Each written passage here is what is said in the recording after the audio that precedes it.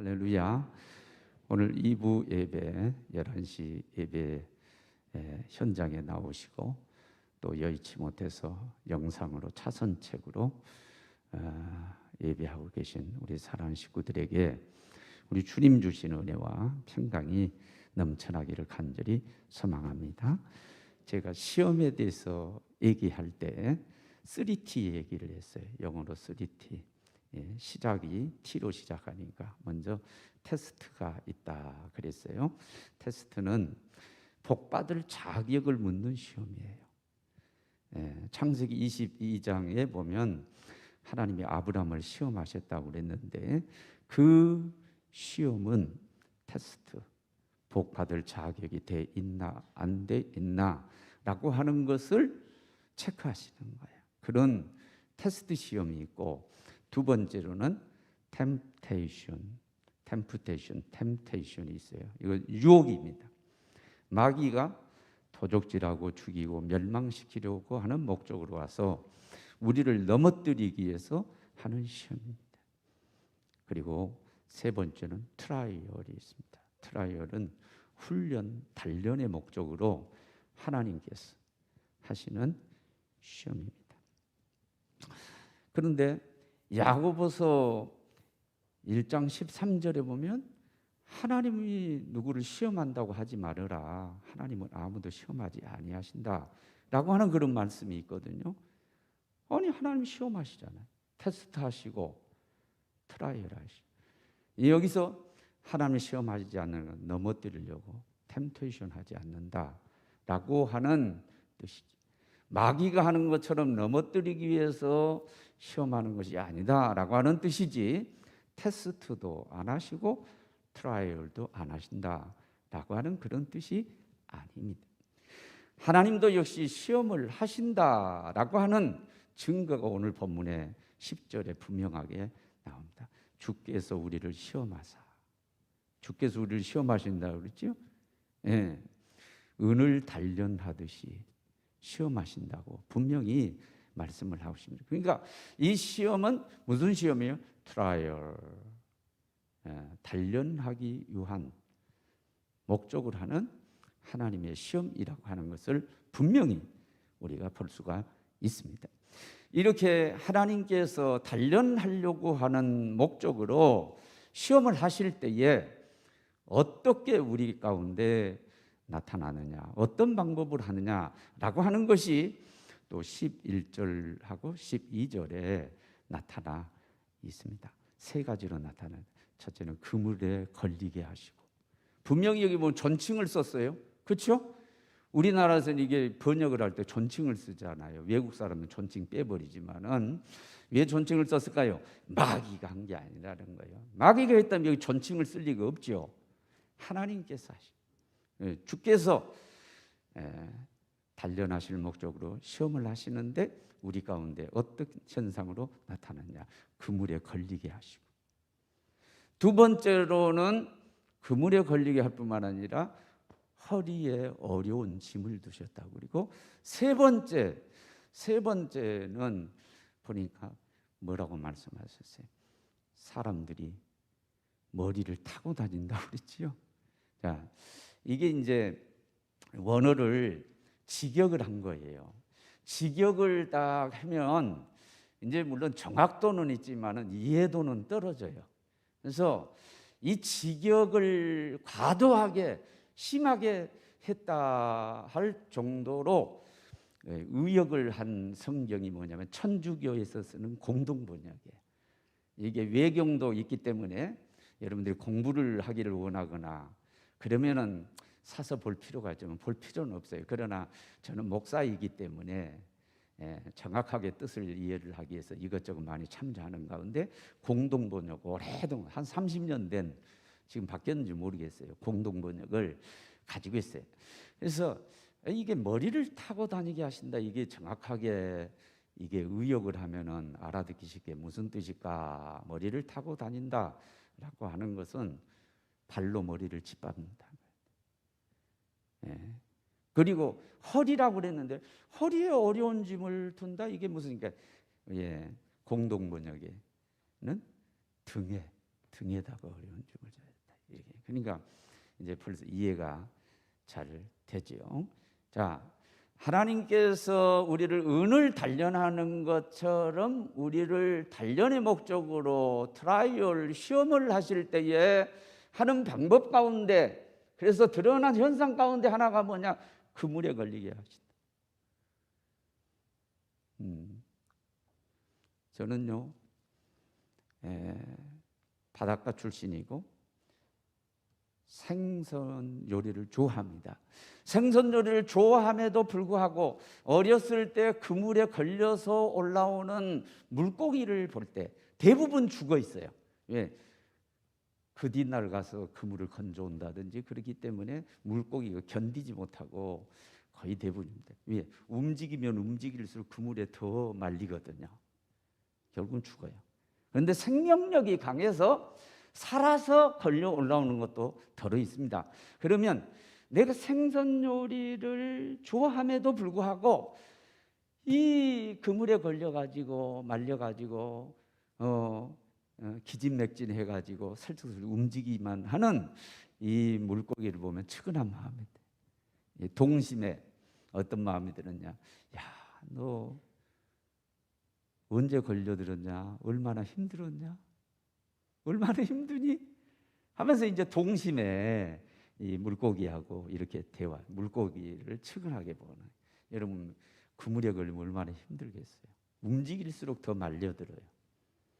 자, 오늘날도 다른 말로 표현하면 사람들이 함정을 파요. 미끼를 던지고 유인하기 위해서 함정을 파요. 그 가운데 요즘 많이 걸려드는 것이 뭐가 있어요? 보이시피싱. 90 몇 세에 해외 탑픽에 나왔는데 90 몇 세에 그 할머니가 뭐 수백억을 송금했다 그러더라고요. 보이시피싱 걸려서. 몇 년 전에는 뭐 1년 정도 될까? 이름을 바뀔 수 없고 그 어느 우리 교회 청년이었는데 보이스피싱 청년도 보이스피싱에 걸려가지고 수천만 원을 송금. 여러분, 경제적으로 함정을 파고 우리를 걸려들게 하려고 함정을 파고 많습니다. 거기에 걸려든 사람들 많아요. 경제적인 뿐만 아니라 정치적으로도 그렇고 법적으로도 그렇고 이 그물을 쳐놓는다는 거예요. 여러분, 바닷가뿐만 아니라 우리 동네는 그랬어요. 참새를 잡을 때도 그물을 쳤거든요. 그런 경우가 있었어요. 그물 치고 참새를 잡고. 그런데 여러분, 오늘날도 함정을 파고요, 낚싯밥을 던져놓고요, 그물을 치는 사람들이 얼마나 많은지 몰라요. 그런데 거기에 걸려든 사람들이 꽤 많습니다. 그런데 누가 그렇게 하셨다고요? 주께서 그렇게 하셨다. 분명히 그랬어요. 주께서 그렇게 하셨다고 그랬어요. 주께서 그물에 걸리게 하시고 그 다음에 허리라고 그랬는데 등이라고 의역을 했습니다. 등에다가 어려운 짐을, 무거운 짐을 넣었다. 저는 이 성경 말씀을 읽어나가는데 당장 딱 나한테 오버랩되고 딱 겹치는 게, 생각이 드는 게 뭐냐면 지게짐이에요. 지게짐. 저도 지게짐을 졌습니다. 지금은 이제 뭐 60대 나이가 되고 그래서 이제 사가가고 사갔습니다만은 젊었을 때는 뽀연히 이렇게 귀엽게 그러니까 내가 지게짐 지고 어렵게 힘들게 일했다, 힘들게 살았다 그러면은 물론 립 서비스도 거기 들어 있죠. 기공자처럼 생겨가지고 무슨 일했다고 그러냐, 무슨 지게짐을 지게문 쳤어요. 지게짐. 뗄나무 하러 다니다가 징계산천이라고 그 멀리 나무짐을 오다가 쓰러지기도 하고, 그리고 굴러 떨어지기도 하고, 그리고 보리찜, 또 고흥에는 뭐가 마늘을 많이 했는데 마늘을 그걸 출하할 때는 배에다가 실은데 그거 이제 일손이 딸리니까 다 하는 거예요. 그러면 지게 지고 가면은요, 이게 일 끝내고 나면은요, 아닌 게 아니라 이런 데 다 짐 물렀어요. 이게 집으로 그 멜빵이 돼 있잖아요. 집물. 그 어렵게 살았던 거, 어려운 것도 지나고 나면 추억이 된단 말이에요. 그런데 이 지게짐은 추억이 되질 않아요. 지게짐은 이거 어려운 것만 생각나고요, 야, 이게 추억이 되질 않아요. 우리 엠마우스 카페 2층 하면 글로벌 룸이 있습니다. 손님을 접대하는 거, 그리고 우리 장로님들하고 회의하고 그런 글로벌 룸이 있습니다. 글로벌 룸에 가면은 이미 보셨겠지만은, 보신 분들은 알지만은 거기 지게짐을 지고 하는 유화 그림이 하나 걸려 있습니다. 엠마우스 카페 1층에 글로바와 또 한 제자, 두 제자에 대한 그림이 거기에 있습니다. 엠마오 가는 길에 두 제자 그림이 있어요. 이걸 어느 아마추어 작가분을 우리 김학윤 장님이 소개를 해서 그러면 그거 좀 그려달라고 그래라 해서 우리 김학윤 장로님이 그 그림을 이렇게 초이스를 하고 해가지고 그려달라고 그래서 그분이 그렸어요. 그분의 그 아마추어 작가분의 여러 그림을 보는 가운데 그 지게짐을 지고 가는 그게 있었어요. 근데 이게 막 마음에 와닿는 거 있죠. 막 그게 갖고 싶은 막 열망이 생겼어요. 왜 그러냐면은 그 지게짐을 보는 순간에 우리 아버지가 생각났어요. 우리 아버지가 지게임을 지고 진짜 많이 지게짐을 평생 그렇게 사시다 가셨으니까 아버지 생각이 나는 거예요. 그래서 그 지게짐을 보면 힘들게 어렵게 사셨던 우리 아버지가 이렇게 생각이 나는 거예요. 그리고 왜? 그 지게짐을 내가 져봤기 때문에 그게 얼마나 어려운 걸 알잖아요. 그러니까 우리 아버지 평생 농부로 어부로 사시면서 지게짐도 지시고 배도 타시고 얼마나 고생하셨을까? 이게 이제 생각나는. 그래서 지금도 그 그림을 제가 좋아합니다. 근데 그 무거운 어려운 짐을 허리에 등에 누가 짊어지게 하셨느냐? 하나님이 하셨대. 하나님이 하셨대. 분명 그랬어요. 주께서 하셨어요. 존칭을 썼어요. 그리고 사람들이 머리로 타고 지나가게 하셨는데 이것은 뭐예요? 머리를 짓밟는 거예요. 짓이긴 거예요. 이런 것은요, 뭐 사태라고 그래서 죄송합니다. 옛날에 그렇게 불렀으니까 그거 가지고 시비 걸지 마시기 바랍니다. 한때 그렇게 불렀잖아요. 광주 사태 때 무슨 임신한 부인을 그냥 대검으로 찔러내 이런 얘기 저런 일이 있고 그 가운데 하나가 뭐냐? 군홧발로 가지고 말이지 사람을 짓이고 머리를 짓이겼다 그런 얘기도 있었어요. 어디까지 사실인가는 그건 모르겠어요. 이건 뭐예요? 잔인함을 얘기합니다. 잔인함. 이 군홧발로 발로진. 이러면 어렸을 때에 소파도 없고 그런 초가집에서 살면서 그 초가집의 방바닥에 잠깐 누워 있으면은 그 아이들이 가끔 놀러 오는데 아이들이 지나가다가 머리를 스치고 그런 경험들이 있어요. 저는 있어요. 그것만도 얼마나 아픈지. 아유 자식아, 야 조심성 있어야지. 야, 형님 머리를 그렇게 밟으면 어떡하냐. 여러분 당해 보셨어요? 군홧발로 짓밟으면 어떡해? 사람들이 발로 타고 다니고 내 머리를 짓이기면 여러분 어떻게 같아요? 이게 잔인한 일을 당하는 거예요. 잔인한 일을 당하는 거예요. 엄청난 폭행을 당하는 거예요. 그런데 그것까지도 주님이 하셨대요. 그걸 주님이 하셨대요. 교회도 기타 등등 많이 있겠죠. 주님이 하셨대요. 뭘 목적으로? 단련하기 위한 목적으로. 선한 목적을 가지고.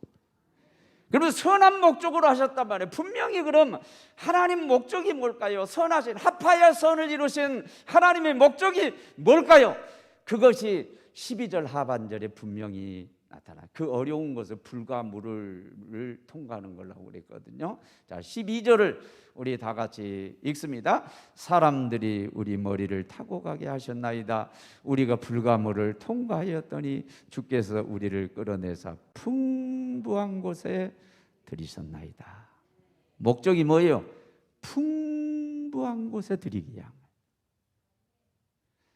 요한복음 10장 10절에 보면 예수님께서 당신이 오신 목적에 대해서 말씀하는데 먼저 마귀가 온 목적과 대비를 시키는데, 마귀 도둑이 오는 것은 도둑질하고 죽이고 멸망시키려는 것뿐이요 내가 온 것은 생명을 주고 양에게 생명을 주고 풍성케 하려 함이니라. 풍부하게 하려 함이니라. 예수님 오신 목적 먼저 생명을 주는 거예요. 이 땅에서뿐만 아니라 우리의 영이 영원히 살아갈 수 있도록 생명을, 새 생명을 우리에게 주시는 것이 오신 1차 목적이고, 두 번째는 풍부예요. 풍성을 주시기 위해서 오셨어요. 이 점을 명심해야 됩니다. 저는 여러분, 우리 아버지 사랑을 표현하려면 이 땅에서 표현이 안 되니까 부모 사랑 표현하는 거거든요. 어느 부모가 자식이 경제적으로도 힘들고 다 힘들고 어렵게 빈하게 살기를 바라고, 그런 부모 있으면 낳아봐라고. 자기 자식이 풍성. 여기서 풍성은 포괄적인 겁니다. 영육간에 풍성한 것도 있지만 물질적으로도 풍성하고 정신적으로 풍성하고 지적으로 풍성하고 모든 좋은 것에 풍성을 의미하는 겁니다. 우리 하나님이, 우리 아버지가 우리가 가난에 찌들리고 경제적으로 정신적으로 피폐하고 영적으로 어렵고 그렇게 살기를 바라겠냔 말이에요. 상식적으로 생각해도 그거 아니야. 우리 하나님은 우리에게 생명을 주시고 풍성을 주시기 위해서, 풍부함을 주시기 위해서 오신 거예요. 그러므로 여러분, 풍부하게 사는 것이 무죄입니다. 죄가 아니에요. 풍부하게 사는 게 무슨 죄입니까? 여러분, 그렇게 생각하면 잘못된 생각을 하면 안 돼요. 풍부하고 풍성을 주시기 오셨는데, 여러분, 풍부하고 풍성한 삶을 영육간에 살아가시기를 주의 이름으로 축원합니다. 거기로, 그 풍성한 곳으로 이끌어가기 위하여 뭐예요? 우리를 연단하시는데 그물에도 걸리게 하고, 그물에도 걸리게 할 뿐만 아니라 무거운 어려운 짐을 등에 허리에 지우고, 뿐만 아니라 사람들에게 폭행을 당하고 사람들한테 당해서 진이김을 당하고, 하나님이 배후에서 그걸 허락하신 거죠. 결국 그렇게 하겠다는 뭐죠? 풍부. 그곳에 가기 위해서 자 해야 될 게 뭐냐? 물과 불을 통과하면 그렇게 된다는 거예요. 여러분, 우리 사랑하는 식구들 축복합니다. 풍부해지기를 주의 이름으로 축원합니다. 풍부한 곳에 나아가시기를 축원합니다. 그러기 위해서 통과해야 돼요. 통과하였더니 그랬어요.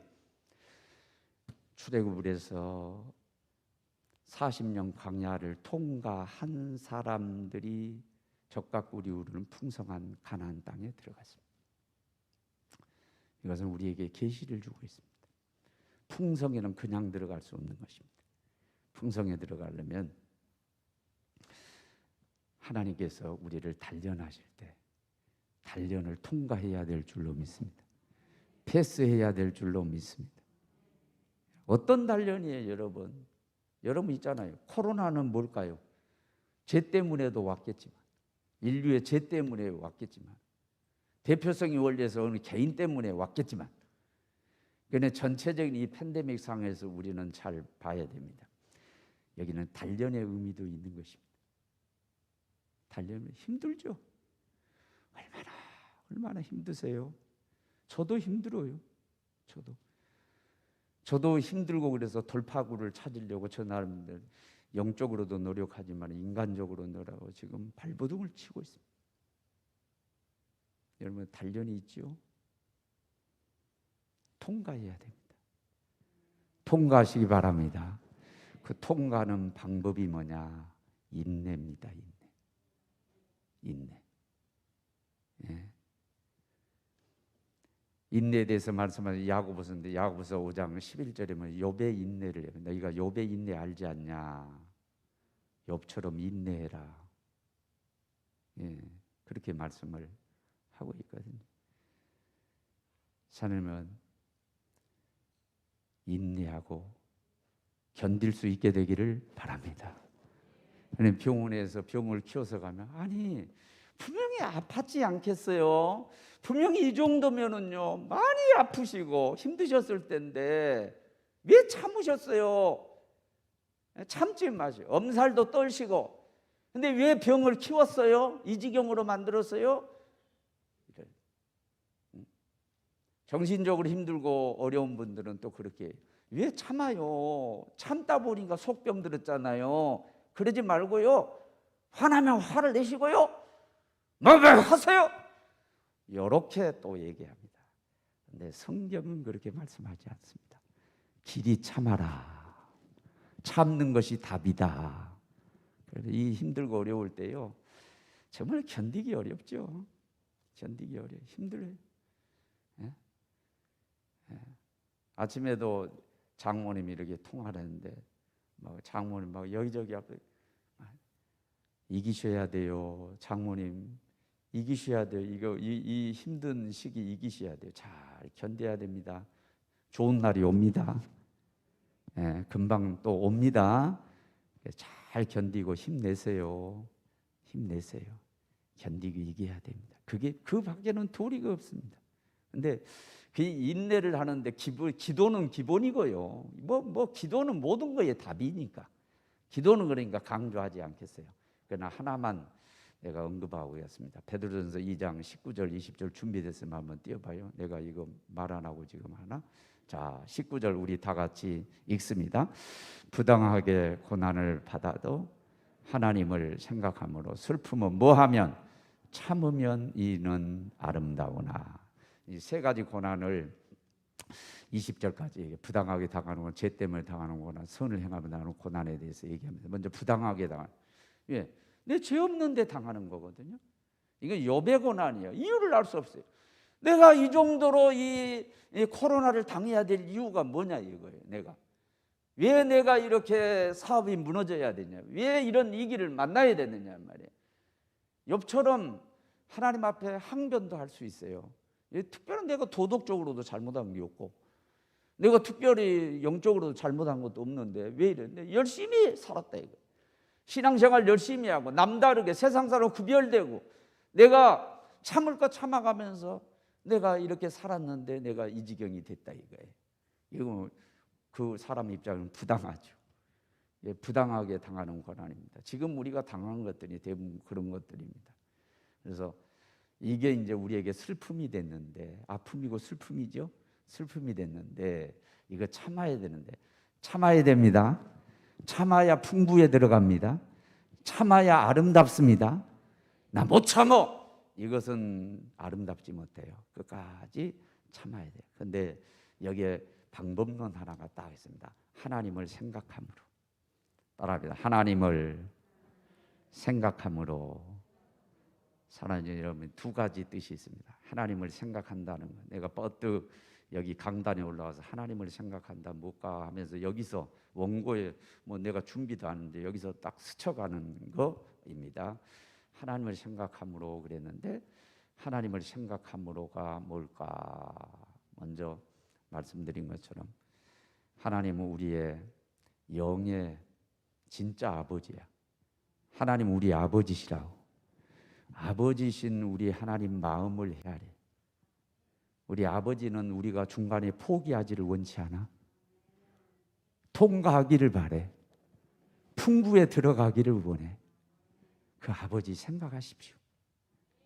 그리고 두 번째로는 하나님을 생각하는 하나님이신 예수님이 십자가에서 고난 당하시까지 그 이전부터 얼마나 부당한 고난을 당했어요. 얼마나 당신이 무슨 죄가 있어서 그 고난, 그 고통을 당하셨어요. 그래도 길이 참으시고 십자가 지셨어요. 통과했더니 부활의 영광이 오고 승천의 영광이 오고 하나님 우편에서 심판주가 돼서 오늘도 우리 예배를 받으시는 분이 되셨습니다. 그분이 우리의 구세주가 되셨습니다. 그분이 우리의 구세주가 되셨어요. 뭐예요? 길이 참아서 그렇습니다. 하나님 아버지를 생각하고 그 예수님을 생각하고 이 어렵고 힘들어도 이게 단련이라고 생각하고 이거 통과하면은 풍성이 임한다. 이기고 견디고 승리하는 저와 여러분들이 되어지기를 간절히 소망합니다.